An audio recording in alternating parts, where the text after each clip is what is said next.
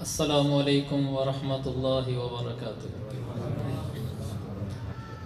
الحمد للہ وکفا وسلام علی عباده الذین اصطفى، اما بعد فاعوذ باللہ من الشیطان الرجیم، بسم اللہ الرحمن الرحیم۔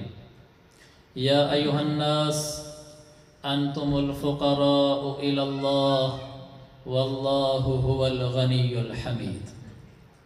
وقال الله تبارك وتعالى في مقام آخر: قل إن كنتم تحبون الله فاتبعوني يحببكم الله ويغفر لكم ذنوبكم والله غفور رحيم۔ صدق الله العظيم۔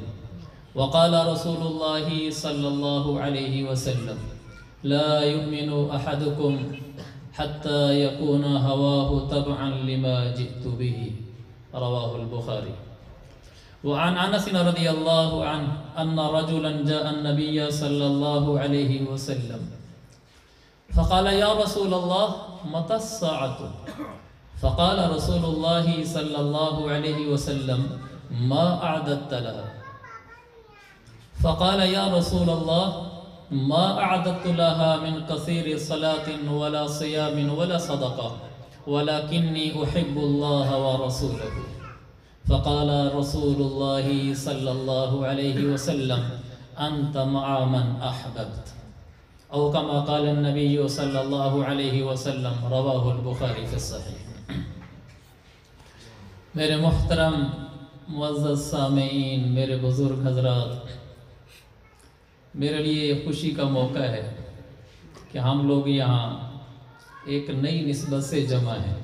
نئی نسبت یہ ہے کہ ہمارے ڈاکٹر صاحب بہت ہی محترم، ہمارے دوست کیا ہمارے بھائی ہیں، انہوں نے اپنے نئے گھر کا آغاز اللہ رسول کے نام سے کیا ہے۔ یہ نئی نسبت ہے، ورنہ تو پروگراموں میں جمع ہوتے رہتے ہیں، آپ بھی ہم بھی، لیکن ایسا پروگرام بہت کم ہی ہوتا ہے کہ کوئی آدمی کسی گھر میں شفٹ ہو اور وہ کہے کہ میں اپنے گھر کا آغاز اللہ رسول کے نام سے کروں گا اور کھل کر کروں گا، تو یہ بڑی بات ہے۔ خاص طور پر ہر آدمی ہی جب نیا گھر بناتا ہے تو عام طور پر جیب تھوڑی ڈھیلی ہوتی ہے، سب کے ساتھ یہ ہوتا ہے، تو اس موقع پر تو آدمی ویسے ہی اس چکر میں ہوتا ہے کہ چلو گزارا ہو ہی جائے، لیکن ماشاءاللہ دل کی بات ہوتی ہے۔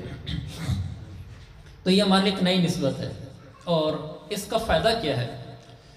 جب کسی جگہ میں اللہ کا نام لیا جاتا ہے وہاں رحمت اترتی ہے، وہاں سے شیطان بھاگتا ہے، اور جہاں آقا علیہ الصلوۃ والسلام کا ذکر خیر ہوتا ہے وہاں اللہ کی طرف سے برکتیں اترتی ہیں، وہاں شر بھاگتا ہے، اللہ رسول کے تذکروں سے خیریں اترتی ہیں۔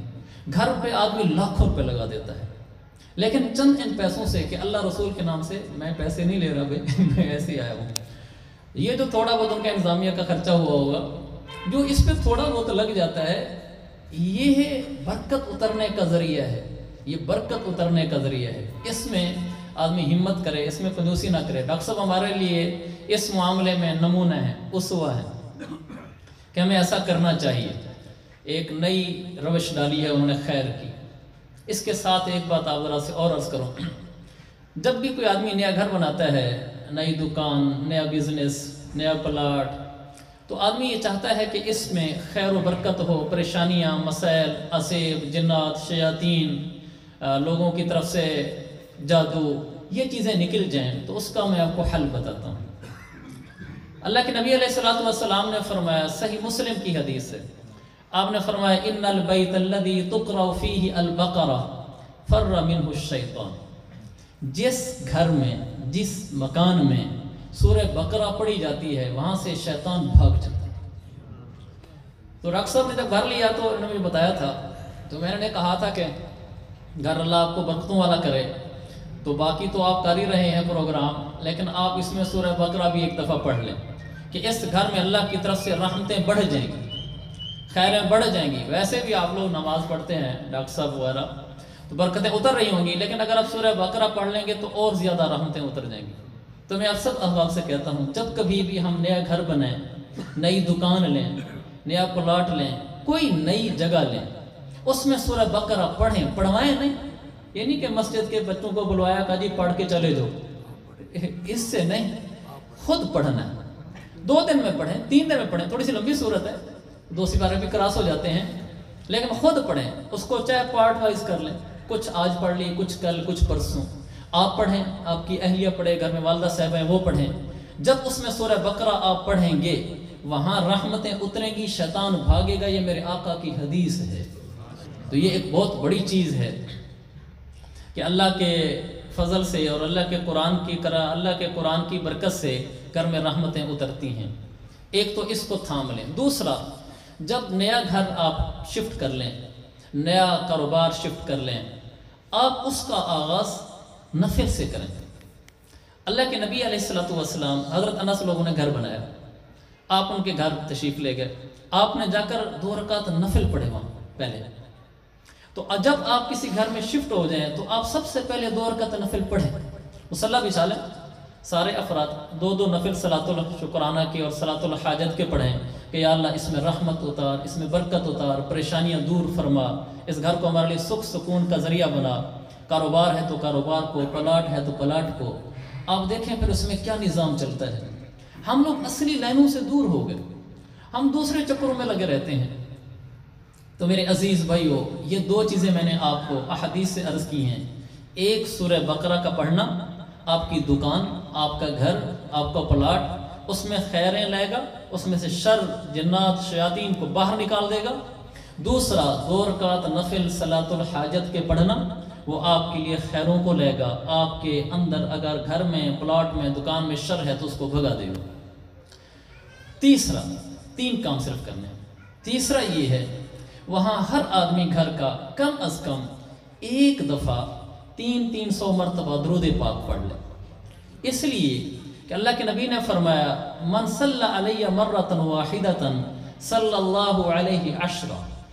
جو آدمی 1 دفعہ بھی درود پڑھتا ہے اللہ 10 رحمتیں اتارتا ہے، 1 دفعہ درود سے۔ 300 کا عدد میں نے اس لیے کہا ہے کہ شریعت میں 3 کے عدد کو زیادہ شمار کیا گیا ہے کہ یہ بڑی چیز ہو گئی ہے۔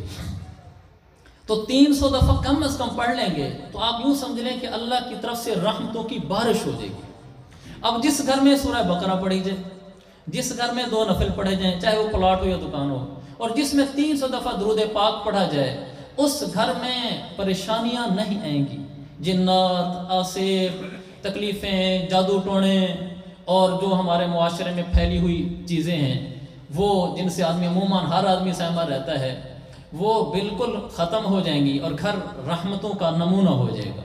تو یہ میرے پردیسی آدمی کا، بعضوں کے لیے پردیسی ہوں، پہلی ملاقاتیں بعضوں سے تمہاری ہوتی رہتی ہیں، تو یہ میرا ایک پیغام ہے، آپ ضرورت لے کر جائیں کہ جب کبھی بھی گھر بنائیں، یہ گھر کی برکتوں کے اترنے کا ذریعہ ہے۔ ایک چیز اور ہے، وہ یہ ہے، اللہ کے نبی صلی اللہ علیہ وسلم نے فرمایا، بخاری کی حدیث ہے، آپ نے فرمایا لا تجعلوا بیوتکم مقابر، اپنے گھروں کو قبرستان نہ بناؤ۔ کیا کرو؟ آپ نے فرمایا اپنے گھروں میں نماز پڑھا کرو۔ جب گھر میں نماز نہیں پڑھی جاتی، گھر قبرستان بن جاتا ہے۔ اور آپ کو پتہ ہے قبرستان میں ڈر، خوف، پریشانی، قبرستان میں لائٹیں بھی لگا دو تو بھی آدمی ڈر لگتا ہے، اکیلا پہنچ جائے قبرستان میں، بھلا لائٹیں لگی ہیں تو ڈر محسوس ہوتا ہے۔ اللہ کے نبی نے فرمایا گھر کو قبرستان نہ بناؤ۔ قبرستان کیسے بنے گا جب آپ نماز نہیں پڑھیں گے گھر میں؟ نماز تو مرد نے مسجدیں پڑھنی ہوتی ہے، گھر پڑھنے کی تو اس کی اجازت ہی نہیں ہے سوائے مجبوری کے، تو کون سی نماز مراد ہے؟ نفل نمازیں مراد ہے۔ گھر میں نوافل پڑھا کریں، گاہے بگاہے پڑھتے رہیں۔ مسجد میں نماز پڑھی، کبھی سنتے آ کر گھر پڑھ لیں، کبھی نفلیں آ کر اس کی گھر پڑھ لیں، کبھی گھر میں ویسے ہی نفل پڑھ لیے۔ تو اگر اس گھر کے اندر نفل چلتے رہیں گے، یہ گھر قبرستان نہیں بنے گا، یعنی یہ پریشانیوں کا، عصیب کا، دکھوں کا اور تکلیفوں کا یہ ڈیرا نہیں بنے گا، یہ سکھ کا۔ جیسے مسجد میں رحمت اترتی ہے، تو اپنے گھر میں اگر نماز پڑھیں گے تو یہ مسجد بنے گی رحمت اترنے کے لحاظ سے۔ یہ ایک حدیث مجھے ابھی جو یاد آئی تھی میں نے سنائی۔ ساتھ ایک اور چیز ایڈ کر لیں، وہ یہ ہے کہ گھر کے اندر ایک کمرہ بنائیں جو عبادت خانہ ہو۔ صحابہ کے ہاں ہوتا تھا، صحابہ کے ہاں ہوتا تھا، تو صحابہ کے ہاں ہوتا تھا، تو وہ کیا کرتے تھے کہ وہ عورتیں وہاں جا کر بیٹھ گئیں عبادت کرنے کے لیے۔ ہمارے گھر میں T V hall, drawing room, فلانا بیڈ روم، فلانی چیز، اور جب وہ سب سے پہلے آرکیٹیکٹ آتا ہے، وہ نقشہ لانچ کرتا ہے، تو سب سے پہلے تو ٹی وی لانچ لکھا ہوتا ہے۔ ایک تو ٹی وی لانچ کی اصطلاح ختم کریں، وہ ایسی مصیبت بن گیا ہے، جس نے نام بھی بنوانا ہو نقشے میں ٹی وی لانچ لکھے گا، کون کو ڈرائنگ ایسی سکھائی گئی ہے. تو ایسا محنت ہوئی ٹی وی لانچ کی کہ جس نے نام بھی بنوانا ہو تو نقشے میں یہی لکھیں گے. تو کیوں نہ ہم ایک پریئر روم کے نام سے نئی اصطلاح، نئی روش ڈال دیں کہ ہر گھر میں ایک پریئر روم ہونا چاہیے، ایک عبادت خانہ ہونا چاہیے، ایک جائے عبادت ہونی چاہیے، ایک کمرہ گھر میں عبادت کے لیے خاص کر دیں. جیسے نام ہے، یہ ڈرائنگ روم ہے، یہ بیڈ روم ہے، یہ فلانا ہے، یہ فلانا ہے، ایسے ہی ایک پریئر روم ہے، ایک عبادت خانہ ہے. یہ اس کو آپ گھروں میں فکس کریں. جن کو اللہ نے بڑے گھر دیے ہیں، بڑا گھر دنیا داری نہیں ہے. یہ اللہ سے گھر میں نے پہلی دفعہ دیکھا، یہ وسیع گھر ہے، کھلا گھر ہے. حدیث امام بخاری نقل کی ہے الادب المفرد میں، انہوں نے فرمایا من سعادت المرء، آدمی کی خوش بختی میں سے 3 چیزیں. آپ نے فرمایا الدار الواسع، گھر کشادہ ہو. نمبر 2 الجار الصالح، پڑوسی نیک مل جائے. تیسرا آپ نے فرمایا المرکب الہنی، سواری نہیں، عمدہ سواری. عمدہ سواری یہ اللہ کی نعمتیں ہیں، انسان کی خوش بختی میں سے ہیں یہ چیزیں بھی. عمدہ کشادہ گھر، کشادہ کہا ہے، اونچا نہیں کہا، اس میں تھوڑا فرق ہے. کشادہ گھر، کشادہ میں آدمی کو ضرورت ہوتی ہے کہ تھوڑی کوئی کھلی جگہ ہو، ریلیکس ہو کے بیٹھ جائے. کشادہ گھر، نیک پڑوسی، عمدہ سواری. تو اللہ آپ کو اگر کشادہ گھر نصیب فرمائے، سب کے مالی حالات ایک جیسے نہیں ہوتے، اللہ آپ کو کشادہ گھر نصیب فرمائے، ایک کمرہ عبادت خانے کے لیے مختص کر دے. یہ کمرہ تو ہے ہی عبادت کے لیے، اور اگر اللہ بڑا گھر نہ دے، تقسیم اوپر سے ہوتی ہے، تو پھر اپنے اسی چھوٹے گھر میں ایک کونا مختص کر دیں. اور جب آپ ایک گھر کے اندر اسپیشل کمرہ ہی عبادت کے لیے بنائیں تو وہ کیسے بنائیں گے؟ مسجد تو اس کو بنا نہیں سکتے. تو پھر کیا ہوگا؟ اس میں آپ قالین بچھا دیں تاکہ جو بھی آدمی جب بھی آئے ماحول میسر ہو، قالین بچھا ہوا ہو، نمازیں پڑھ سکتا ہو. یہ ایک، اس کے ساتھ اٹیچ واش روم ہو. اگر وضو خانہ بنا سکیں اچھا ہے، چھوٹا سا 2-3 سیٹیں لگا دیں جس میں 2-3 آدمی بیٹھ کے وضو کر سکیں. ورنہ کم سے کم درجہ یہ ہے کہ آدمی اس میں واش بیسن ہی لگا لے تاکہ اس میں وضو ہو سکے، واش روم ہو سکے. اور پھر اسی کمرے میں ایک چھوٹی سی الماری لگا دیں. ہمارے گھروں میں اتنا پیسہ لگتا ہے گھروں کی ڈیزائنیں کے لیے، فرنیچر کے لیے، کراکری کے لیے، پردوں کے لیے، صوفوں کے لیے. آپ کے سامنے ہم اسی معاشرے کے فرد ہیں. کیا حرج ہے کہ کچھ پیسہ اللہ کے نام پر بھی لگ جائے، ایک الماری بن جائے، وہ لائبریری ہو. آپ اس میں قرآن رکھیں، ترجمے والا قرآن رکھیں، احادیث ترجمے والی رکھیں. وہ علماء سے رابطہ کر کے پوچھ لیں کہ کون سا قرآن رکھوں اور کون سی حدیث کی کتاب رکھوں. اور کچھ مسائل کی کتابیں جس میں نماز کے مسائل، روزے کے مسائل، زکوٰۃ کے مسائل، پاکی ناپاکی کے مسائل، یہ کتابیں آپ کی اس لائبریری میں میسر ہوں. لیکن میں یہ کہوں گا ایسی کوئی کتاب نہ رکھیں جو فرقہ واریت کی ہوا دیتی ہو. ایسا نہ ہو. اللہ تعالیٰ میں ان چیزوں سے باہر نکالے، کوئی محبتوں کی فضائیں قائم فرمائے.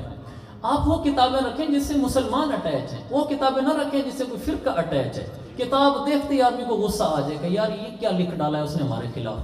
ہم سب مسلمان بھائی ہیں. قرآن کا ترجمہ، حدیث تشریح والی کتابیں، مسائل کی کتابیں آپ یہ اس میں رکھیں.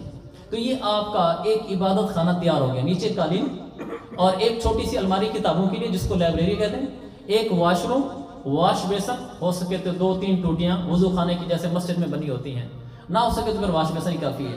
یہ ایک کمرہ عبادت کا ہو. اس کا استعمال کیا ہوگا؟ گھر کی عورتوں کو پابند بنائیں کہ وہ نماز یہیں آ کر پڑھیں. صحابیات ایک جگہ پہ آ کے نماز پڑھتی تھی، اور عورت کا گھر کے اندر تاریک سے تاریک کمرے میں، اندر کمرے میں نماز پڑھنا پسندیدہ ہے. حدیث ہے ابو داؤد کی، اللہ کے نبی نے فرمایا عورت کا اس کمرے میں نماز پڑھنا جو کمرہ سب سے زیادہ تاریک ہو، یہ اس کا بہترین نماز ہے. تاریک کا مطلب کمرہ در کمرہ، یہ نہیں کسی لائٹیں بند کر دیں، یعنی باہر. پھر دوسری بھی حدیث ہے، آپ نے فرمایا صحن میں نماز پڑھنے سے عورت کے لیے کمرے میں نماز پڑھنا بہتر ہے. پھر آپ نے اگلی حدیث میں فرمایا اس کمرے میں پڑھنا جو اشد مکان ظلمتن، جو کمرہ زیادہ تاریک ہو اس میں زیادہ پسندیدہ ہے. تو وہ ایک کمرہ خاص ہو عورتوں کے لیے نماز پڑھنے کا کہ عورتیں وہیں آ کر نماز پڑھیں، بچیاں وہیں آ کر نماز پڑھیں، اور مرد نفلیں پڑھنے ہوں تو وہ وہیں آ کر پڑھیں. تو ہر وقت ایک فضا بنی رہے گی.